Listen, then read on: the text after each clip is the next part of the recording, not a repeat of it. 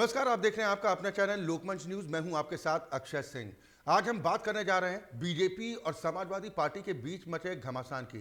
Samajwadi party और BJP के बीच social media में अभद्र भाषा के इस्तेमाल को लेकर अब बखेड़ा शुरू हो चुका है। दोनों ही दलों की तरफ से एक दूसरे को घेरने की कोशिश की जा रही है। समाजवादी पार्टी जहां पार्टी का सोशल मीडिया संभालने वाले मनीष अग्रवाल की गिरफ्तारी को लेकर गुस्से में है। खुद सपा मुखिया अखिलेश यादव मनीष अग्रवाल की रिहाई की मांग को लेकर पुलिस मुख्यालय पहुंच गए थे। इस दौरान बीजेपी युवा मोर्चा की social media incharge doctor Richa Rajput के खिलाफ हजरतगंज कोतवाली में शिकायत भी दर्ज करवाई गई। तो वहीं अब पुलिस मुख्यालय में जबरन दाखिल होने वाले सपा नेताओं और कार्यकर्ताओं के खिलाफ एफआईआर दर्ज की गई। बीजेपी का कहना है कि माहौल बिगाड़ने वालों को बख्शा नहीं जाएगा, यानी ये घमासान फिलहाल थमता नजर नहीं आ रहा।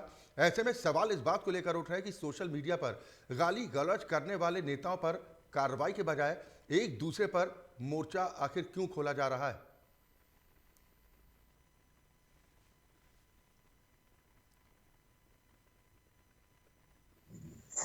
यहाँ तो आज हम इसी मुद्दे पर चर्चा करेंगे। तीन खास मेहमान इस वक्त हमारे साथ मौजूद हैं। मीसम जैदी हैं, आप नेता हैं समाजवादी पार्टी के। चौधरी सुखराज सिंह हैं, कांग्रेस का प्रतिनिधित्व करने के लिए हमारे साथ मौजूद हैं। जबकि भारतीय जनता पार्टी का पक्ष रखने के लिए बीजेपी नेता आरिफ खान शानू हमारे साथ इस चर्चा में शामिल हैं। बहुत स्वागत है आप तीनों का। मैं शुरुआत मीसम आपसे करना चाहूँगा। ये घमासान कब तक जारी रहेगा? हाल फिलहाल थमने के कुछ आसार दिखाई दे रहे हैं?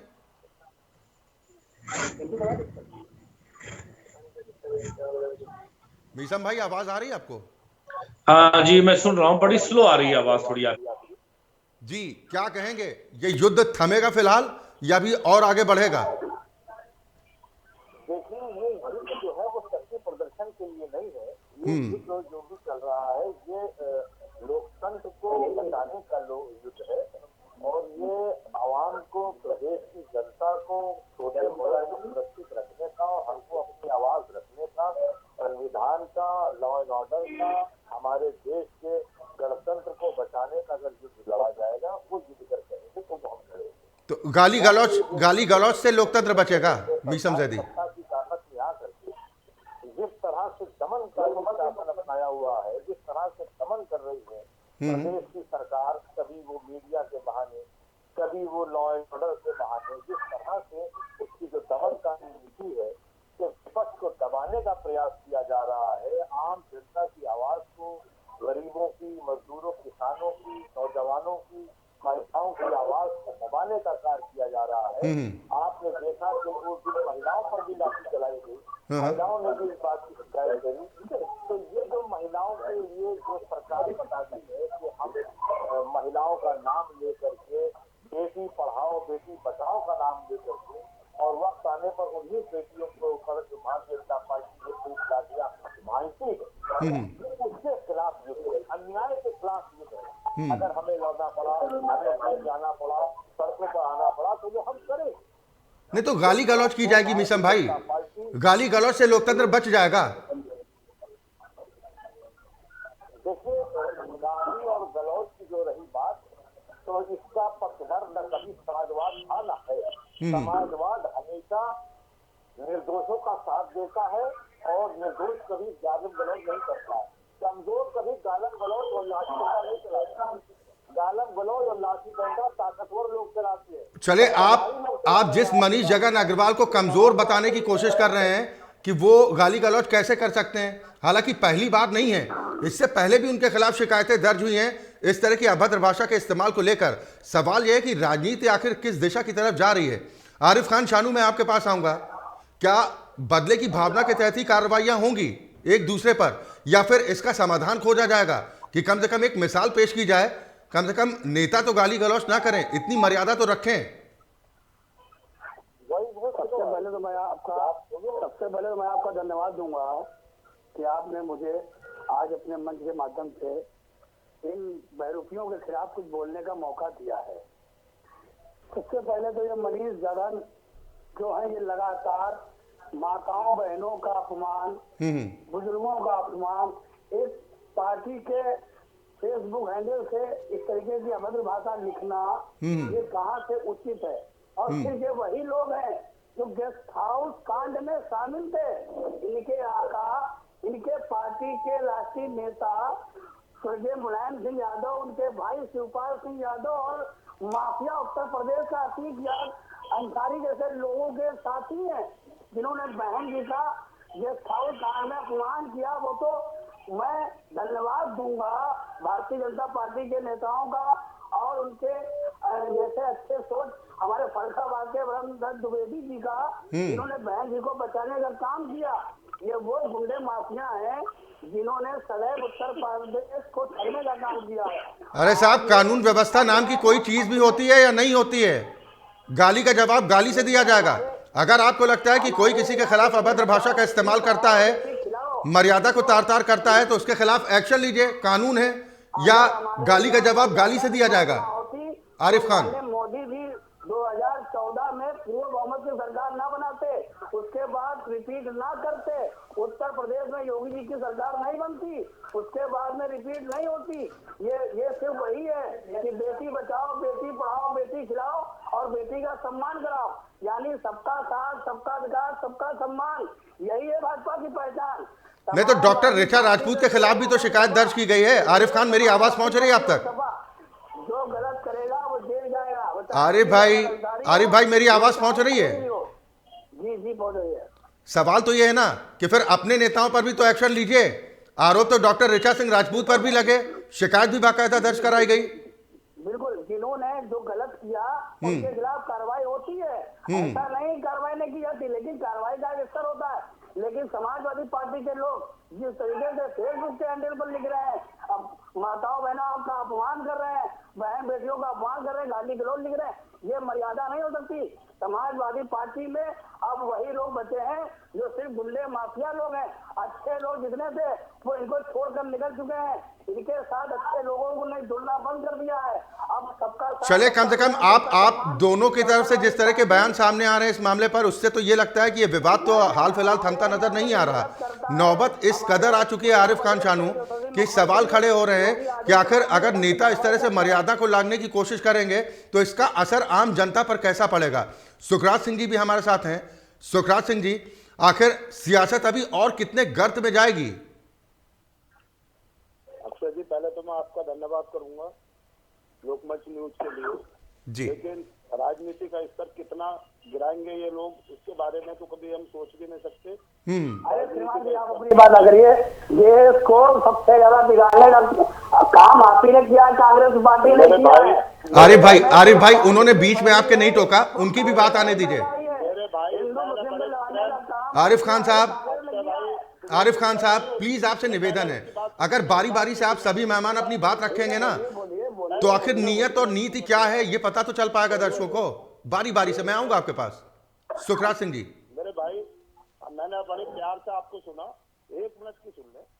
संविधान की धज्जियां उड़ाने का काम भाजपा कर रही है, संविधान की धज्जियां उड़ाने का काम सपा उनका सहयोग कर रही है। अक्षय जी, मैं स्पष्ट बताना चाहता हूँ आपको कि ये सब चुनावी हथकंडा है। पब्लिक का बेरोजगारी से, महंगाई से, इससे सब ध्यान भटकाने के लिए इस तरह की ये छटा लेकर चल रही है। जहाँ बात आती है संविधान की, तो संविधान नाम की चीज तो भारतीय जनता पार्टी की सरकार जिस दिन से बनी है संविधान को कुचलने में ही लगी हुई है।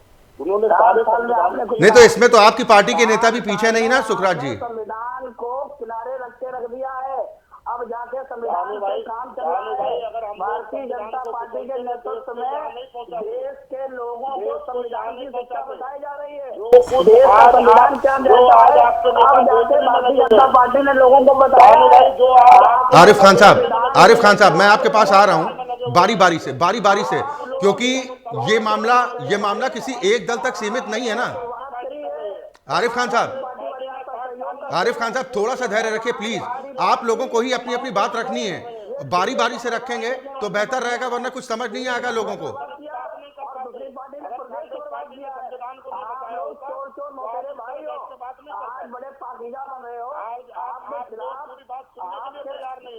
नहीं आरिफ खान साहब ये तरीका गलत है। मैं आपसे एक बार फिर अपील कर रहा हूं। आरिफ खान साहब मैं आपके पास आ रहा हूं ना सर, मैं आपके पास आ रहा हूं, फिर आप जवाब दीजिएगा। अभी उनका टर्म है, उन्हें बोलने दीजिए, फिर मैं आपके पास आ रहा हूं। सर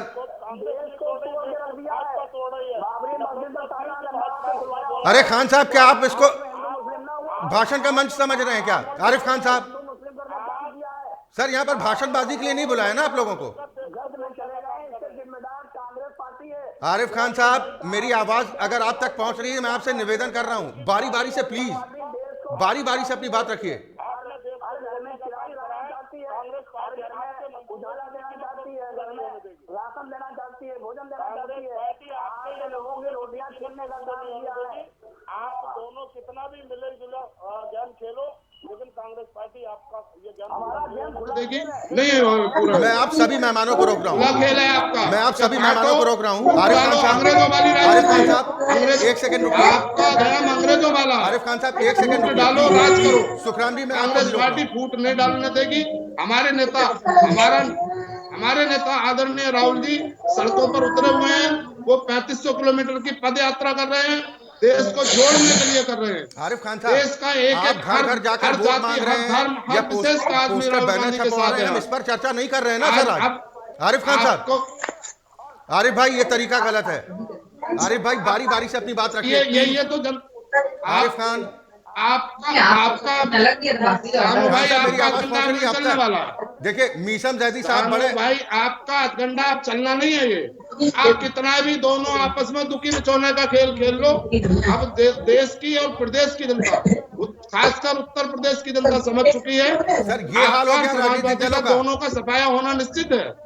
ये दल राजनीतिक दलों की स्थिति ये हो गई आपका आरिफ खान सफाया साहब तय है। कि किसी को बोलने का मौका आपने तक नहीं बहुत दिया दुखी जाएगा। बिचौने का खेल खेल लिया।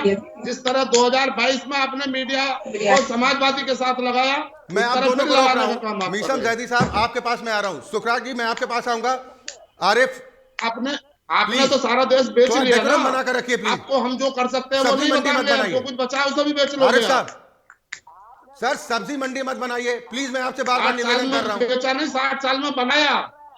हमने बनाया और आप बेचने का काम कर रहे हो। एक संस्था का नाम ऐसा बता दो जो आपने नहीं बेची है। सानू भाई एक संस्था का नाम बता दो जो आपके नेता ने नहीं बेची है।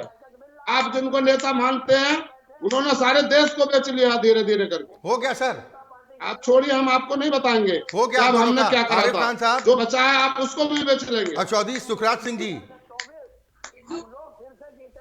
आरिफ खान साहब यहाँ पर हम चुनाव में जीत हार पर चर्चा करने के लिए नहीं बैठे आप।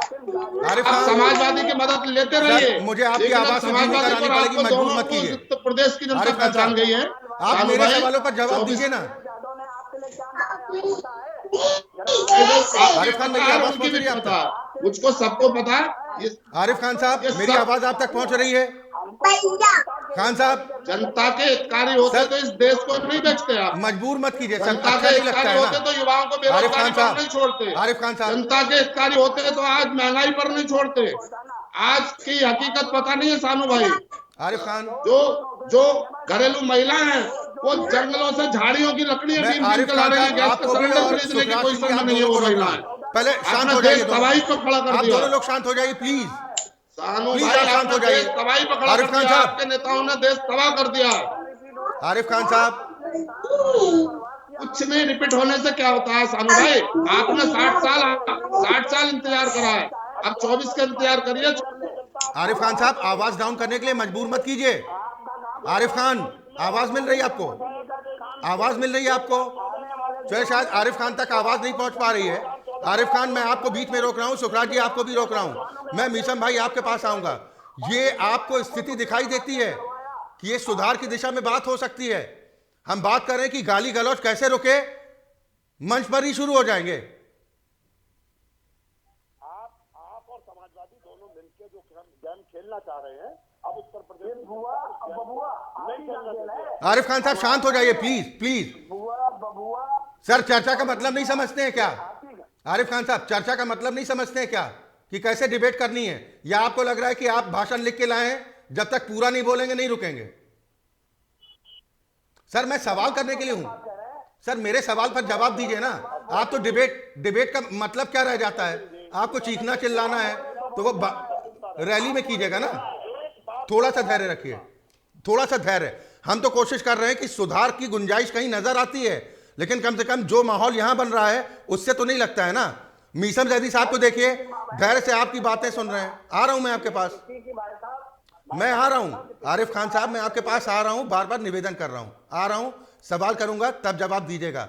मीसम जैदी साहब, आपको कुछ गुंजाइश नजर आती है कि परिस्थितियों में सुधार होगा, या गाली गलौज की अब तो शुरुआत हुई है, अभी और लंबी जानी है ये? सर, जिस तरह का ये पैटर्न भारतीय जनता पार्टी के प्रवक्ता ने बनाया है, जिस तरह की बहस का मुद्दा ये तैयार करके लाए हैं, जिस तरह की इनकी भाषा शैली और जिस तरह से इनके आत्मक तेवर देख रहे हैं, कि इनकी सत्ता का नशा भूल और बोलेगा ही क्यों ना, क्योंकि इनकी पुलिस भी इन्हीं की है। सैया भय कोतवाल तो डर कहे का वाला मुहावरा है। ये एक बात कह रहे हैं राष्ट्रीय अध्यक्ष जी से कि राष्ट्रीय अध्यक्ष जी ने आप लोगों को क्या कहा है। इन्हें शायद नहीं पता कि इनके भारतीय जनता पार्टी के नेताओं ने इनको पंचर पुत्र कहा है।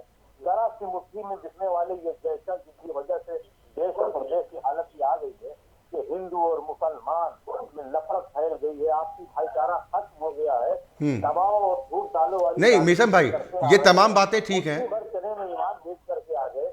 ये वही समाजवादी पार्टी है जिसकी वजह से आज इनके मुंह में जबान है, तो ये आज जबान लेकर के आज ये आक्रमण कर रहे हैं, घर का बेटी लंका ढाए वाला किस्सा ही बना रहे हैं। तो जिस तरह से भारतीय जनता पार्टी की तारीफ कर रहे हैं और बाबरी मस्जिद की बात कर रहे हैं, एक तो मैं सांप्रदायिक किसी भी उस पर मैं डिबेट करना नहीं चाहता हूं और मैं किसी भी तरह के सांप्रदायिकता पर भरोसा नहीं करता। नहीं मीसम भाई, मेरी आवाज पहुंच रही है आप तक? मैं समाजवाद की बात करता हूँ, मैं प्रदेश की बात करता हूँ, मैं देश को कैसे आगे ले जाएगा उसकी बात करता हूँ।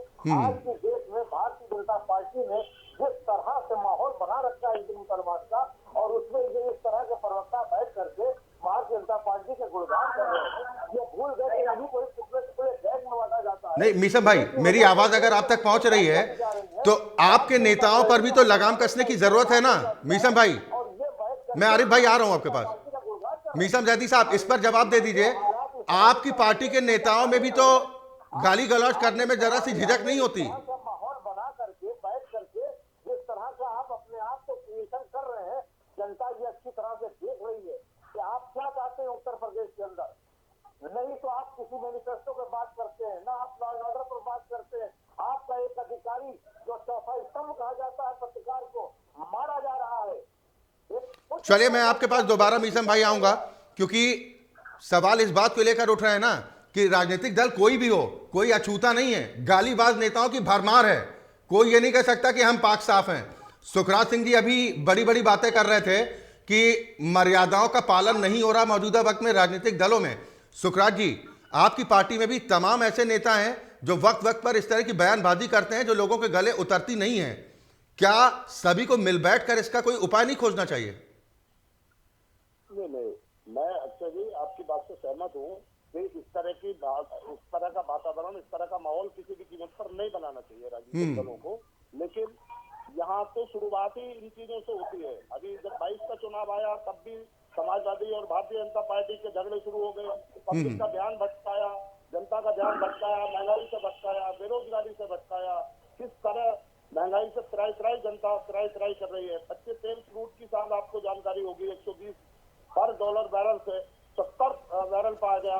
इस पर कोई बात करने को तैयार नहीं है, इसलिए तो कोई बात ना करे, इसीलिए तो गाली गलौज, संविधान को कुचलना, इस तरह का ये सारा माहौल जो बनाया जाता है ये जनता का ध्यान भटकाने के लिए बनाया जाता है। और कांग्रेस पार्टी इन चीजों से किसी भी कीमत पर सहमत नहीं है। नहीं तो इस पर क्या पहल कांग्रेस पार्टी की तरफ से सुखराज भाई होगी? क्योंकि नाम लेना ठीक नहीं है, लंबी फहरिस्त है तमाम नेताओं की जो इस तरह की वाणी का इस्तेमाल कई बार कर जाते हैं जो सभ्य समाज जिसकी इजाजत नहीं देता है। तो इसीलिए मैं बार बार कह रहा हूं कि क्या इस पर मंथन करना चाहिए कि कम से कम राजनीति में एक मर्यादा तो बनी रहे। नीतियों की बात कीजिए, नीति की बात कीजिए, कम से कम गाली गलौज तो मत कीजिए एक दूसरे को। कांग्रेस पार्टी किसी भी गलत बयानबाजी का समर्थन नहीं करती। अगर किसी नेता का कोई पर्सनली बयान होगा उसका भी कांग्रेस पार्टी समर्थन नहीं करती, उनका स्वयं का बयान होगा। कांग्रेस पार्टी के जो हैंडल है, जो कांग्रेस पार्टी का ट्विटर हैंडल है या कोई भी कांग्रेस पार्टी का जो ट्विटर हैंडल है, कहीं इस तरह का व्यवहार नहीं देखा होगा आपने। ये भारतीय जनता पार्टी जनता का ध्यान भटकाने के लिए, समाजवादी चले ठीक, आप दोनों की तरफ से आरोप यही लगाए जा रहे हैं कि मुद्दों से ध्यान भटकाने को लेकर ये सारी कवायदें की जाती है और बदले की भावना के तहत ये कार्रवाई हो रही है। आरिफ खान साहब, अब आप जवाब दीजिए।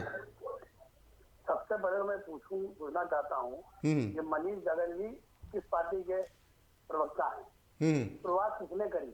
नहीं अगर ये इतने तो आप भी गाली दीजिएगा। तो अखिलेश यादव जी अपने भाई का हक मारते घूम रहे हैं, जब प्रतीक यादव और अखिलेश यादव भाई भाई हैं। नहीं आरिफ भाई, कहाँ मुद्दे को भटका रहे हैं, आम को केला बता रहे हैं। सुनिए ना,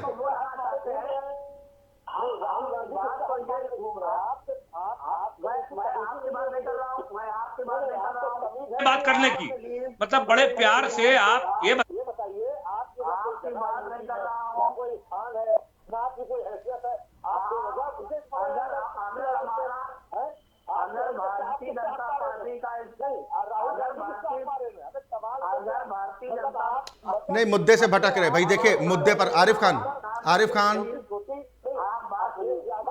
मैं मीसम भाई आपके पास आ रहा हूँ। आरिफ भाई सर सुनिए ना, आपको चिंता नहीं होती आरिफ भाई आपको चिंता नहीं होती है कि अगर ठीक है प्रतिद्वंदी हुआ तो क्या हुआ, एक दूसरे के खिलाफ अगर इस तरह की भाषा का इस्तेमाल होगा, सही है क्या अगर कोई आपके लिए उन शब्दों का इस्तेमाल करे? बहुत ही हो रही है ये बहुत मतलब बहुत पहले आपने लोगों को डिबेट में बैठा रखा है। सबसे पहले अखिलेश यादव जी अगर अखिलेश यादव जी आप राष्ट्रीय अध्यक्ष अखिलेश यादव जी तो उससे क्या लेना भाई आपका?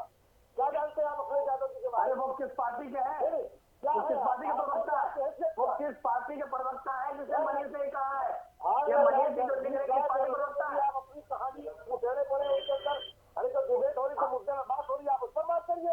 अरे आप क्या किसी गाली गलौज करेंगे क्या? बड़ी विचित्र स्थिति है। ठीक है मीसम भाई, मैं आपके पास आ रहा हूँ। आरिफ खान साहब, आरिफ भाई सुनिए, अब सवालों पर जवाब देते हैं ना। ठीक मीसम जैदी, ठीक है मैं आपके पास दोबारा आऊंगा। सर सुधार की बात कीजिए ना, हम विवाद की बात नहीं कर रहे हैं, कैसे सुधार होगा। ठीक मीसम भाई आ रहा हूं आपके पास। सर आ रहा हूं ना, तमाम नेता ऐसे एक दूसरे को, कोई कह रहा है मैं काट डालूंगा, देश के प्रधानमंत्री तक को काट के फेंकने की धमकी दी जाती है। कम से कम मर्यादा की हम बात कर रहे हैं, सुधार कैसे हो। कूद आएंगे, बात कर रही है, सपाट चल रही है। आरिफ भाई कूदे आ रहे, चोर मौसेरे भाई वाली बात करते हैं। नहीं आरिफ भाई सुनिए ना, आप तो एक लाइन रट के आ गए, चोर मौसेरे भाई। सुनिए ना, मैं आपसे ये जानना चाह रहा हूं कि सुधार की कोई गुंजाइश है, पहल होनी चाहिए। अगर आप मीसम जी को गालियां दें, मीसम जी आपको गालियां दें, ये बेहतर है क्या राजनीति के लिए? ये बहुत ही गलत और गंदा काम है। ये जो भी करते हैं, जो भी लोग हैं, इनके खिलाफ कार्रवाई होनी चाहिए। कार्रवाई होनी चाहिए या इन्हें पार्टी से बाहर का रास्ता दिखाना चाहिए? मैं यही कह रहा था। ठीक मीसम भाई आ रहा हूं,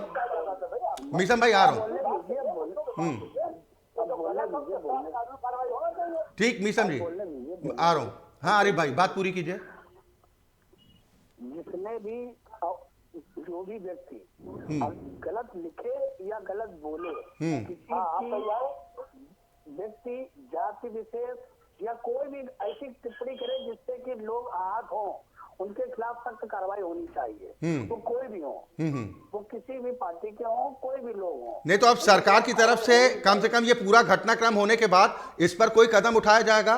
कोई भी नेता हो, गाली देने की इजाजत मिलती है क्या? अभिव्यक्ति की आजादी के नाम पर आप कुछ भी कहिएगा। मैं तो सिर्फ इतना पूछना चाहता हूँ, समाजवादी के दो साथी बैठे हुए हैं हमारे, कि अखिलेश यादव जी ने इन मनीष जी के बारे में क्या सोचा है? मनीष जी को इन्होंने जो चले ठीक, इस पर मैंने सवाल किया, इसीलिए मैं आप लोगों से आग्रह कर रहा हूं कि अगर अपने अपने दल की बात रखेंगे तो ज्यादा बेहतर होगा। मतलब सत्ता का भी सवाल हम ही से हो, विपक्ष का भी सवाल सब हम ही से होगा। नहीं मीसम भाई, लेकिन पहली बार नहीं है ना। मनीष जगन अग्रवाल के खिलाफ इससे पहले भी शिकायत हुई, पत्रकार की तरफ से भी शिकायत की गई, बीजेपी नेता की तरफ से भी शिकायत की गई।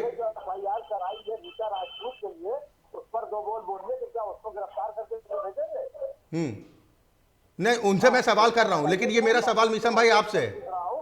मीसम भाई मैंने ये सवाल उनसे किया, एक बार फिर कर लूंगा। मैं आपसे जानना चाह रहा हूं मीसम भाई कि इससे पहले भी मनीष जगन अग्रवाल के खिलाफ इस तरह की शिकायतें हुई हैं, नकेल क्यों नहीं कसी गई?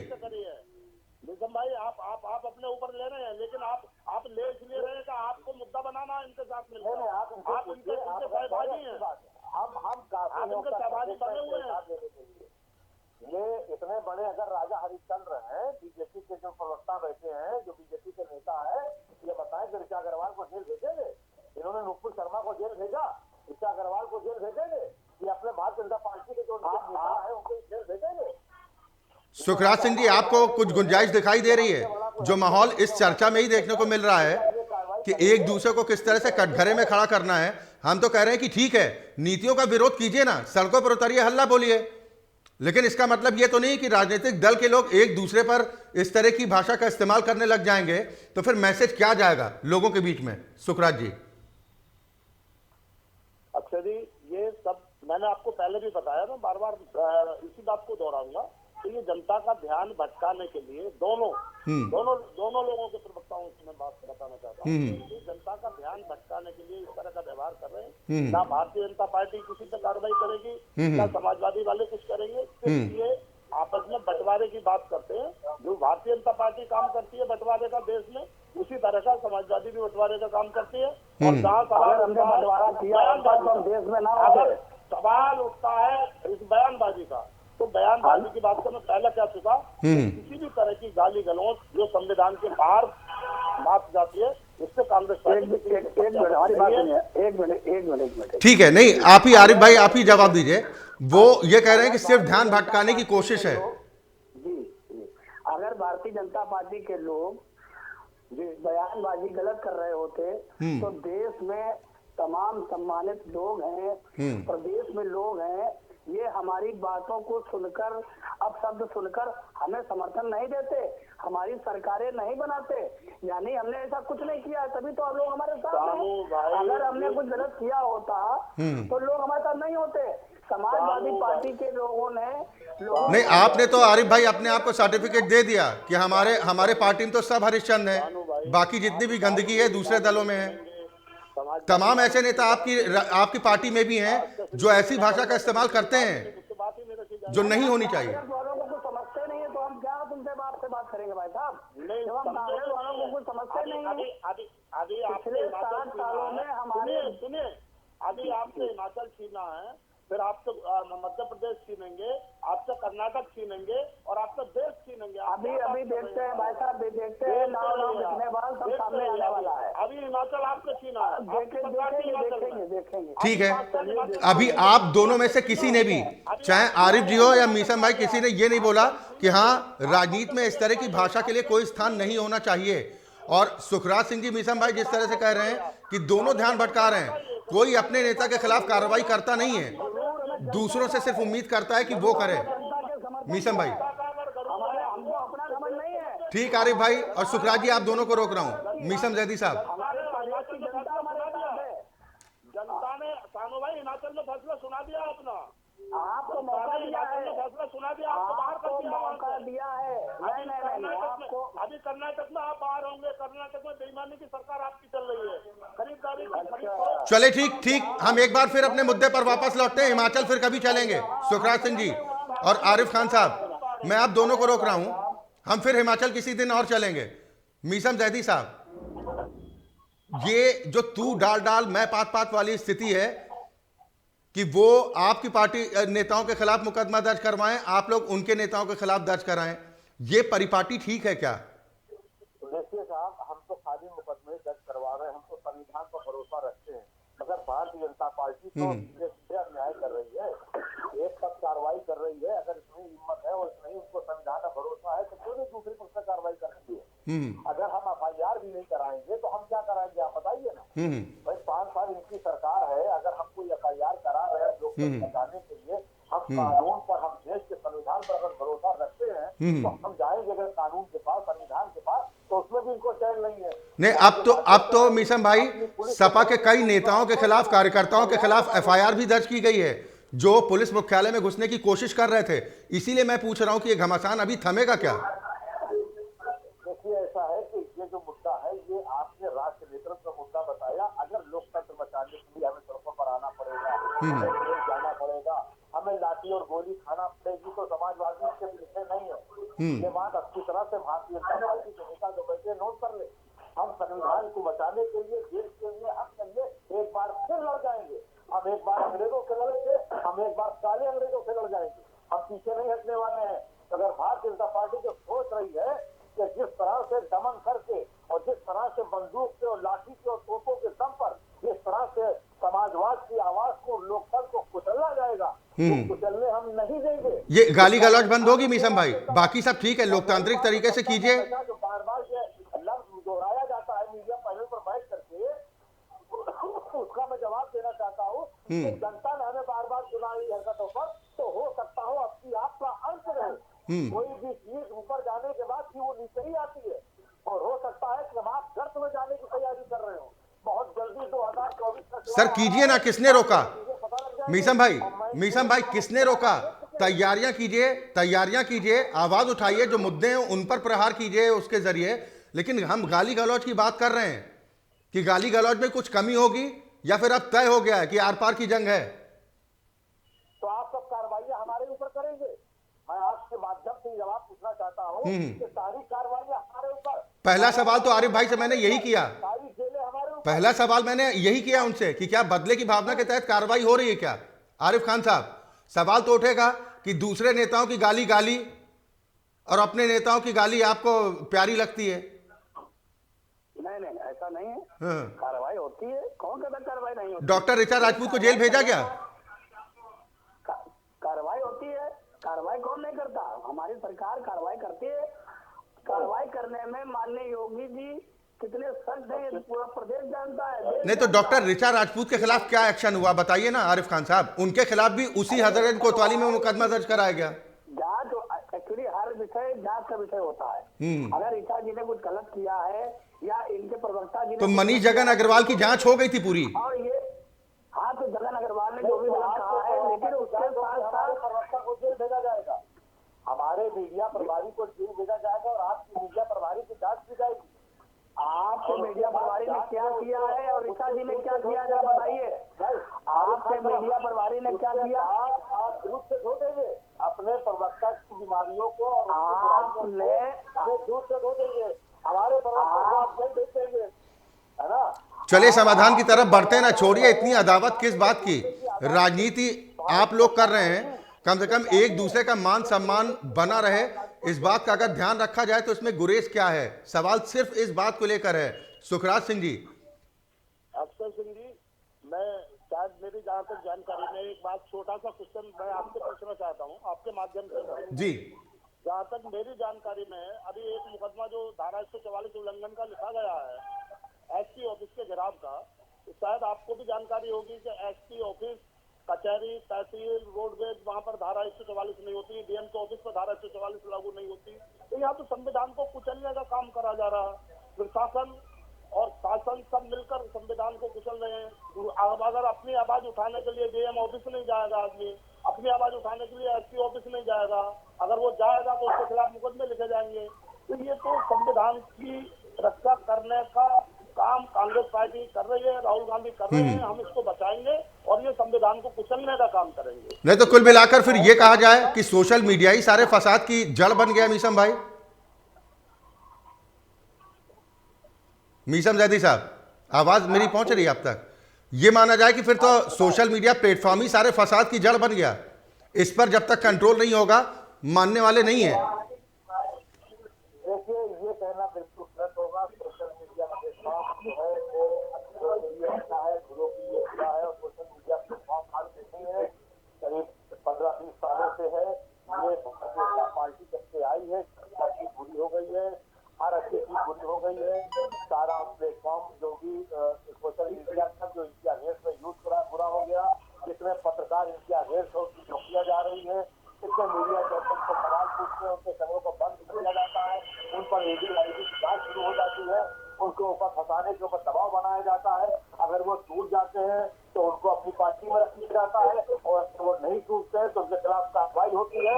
और आप अगर सच दिखाते हैं और आप पत्रकार है तो आप इस बात को मेरी बताइए कि कितने पत्रकारों पर कार्रवाई करी गई है। ठीक, आरिफ खान साहब, हमेशा उसके ऊपर, अरे आप तो सरकार हैं, सरकार का दिल तो बड़ा होना चाहिए। विरोधी दल से हैं तो क्या हुआ, जनता तो आपकी है ना आरिफ खान साहब। जिसके पास दिल कहाँ से होगा, जिसका नाम परिवार है। ठीक है मीसम जैदी साहब, कोई है तो ठीक है। दिल कहाँ से होगा? आरिफ खान साहब जी। आरिफ भाई, शुरुआती हमारे बोल रहे हैं भाई साहब। अभी शायद मैं उस घटना को भूल गया। अभी अखिलेश जी ने एक पत्रकार महोदय से मिश्रा करके पूछा किस कास्ट के हैं आप? मिश्रा है, ओहो मिश्रा। क्या ये भूल गए वो चीज?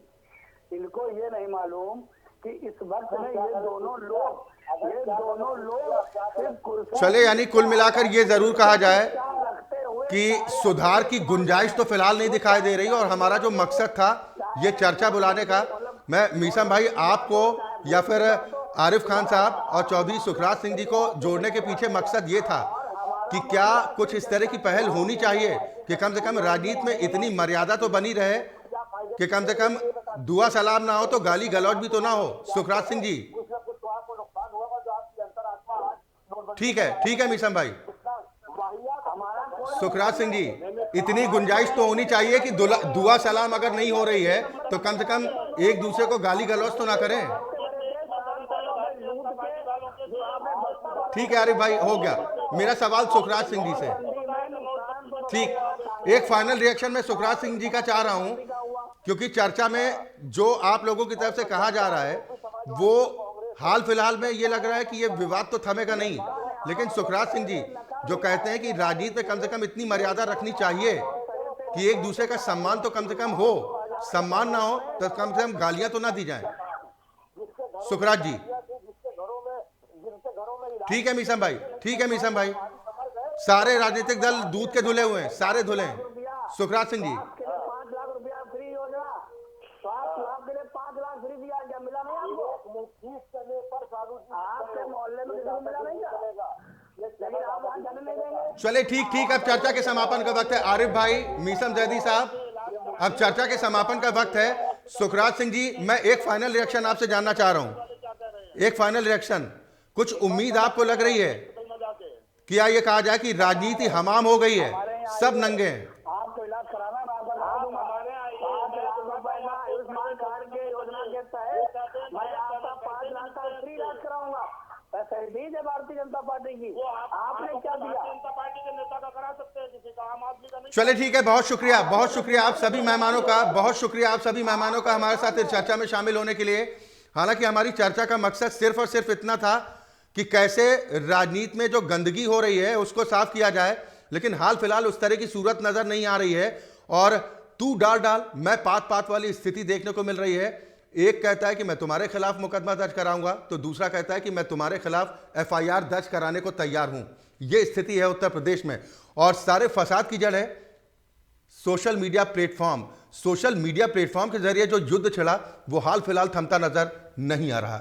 इसी के साथ हमारी खास पेशकश में अभी के लिए बस इतना ही। खबरें लगातार जारी।